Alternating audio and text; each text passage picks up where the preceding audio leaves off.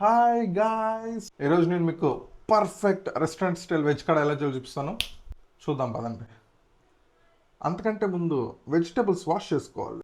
కానీ ఈ సింక్ చూస్తేనేమో ఇలా ఉంది. మనం డైలీ ఇక్కడే కుకింగ్ చేస్తాం, కానీ ఈ హార్డ్ వాటర్ మార్క్స్ని ఆల్మోస్ట్ ఇగ్నోర్ చేస్తాం. అందుకే నేను రీసెంట్గా ఈ బీకో లైమ్ స్కేల్ రిమూవర్ యూజ్ చేస్తున్నా. స్ప్రే చేయండి ట్యాప్ బేస్ దగ్గర, సింక్ ఎడ్జెస్ లో, అలాగే సింక్ డ్రైనర్ దగ్గర ఒక 30 సెకండ్స్ వెయిట్ చేయాలి అంతే. ఇప్పుడు జస్ట్ హెవీ స్క్రబ్ చేయకుండా జస్ట్ వైప్ చేయండి, సరిపోతుంది. మీరే చూడండి డిఫరెన్స్.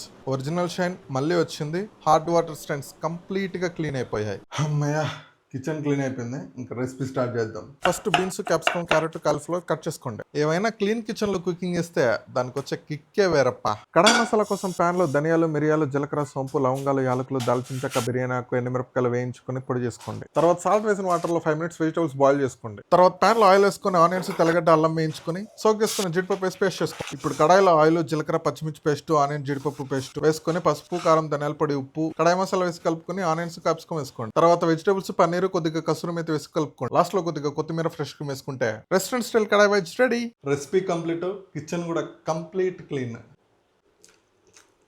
ఇఫ్ మీకు కూడా ఈ హాట్ వాటర్ డిపాజిట్ ప్రాబ్లం ఉంటే ఇక్కడ ప్రోడక్ట్ ట్యాగ్ చేస్తాను, అక్కడ నుంచి మీరు ఆర్డర్ చేసుకోవచ్చు.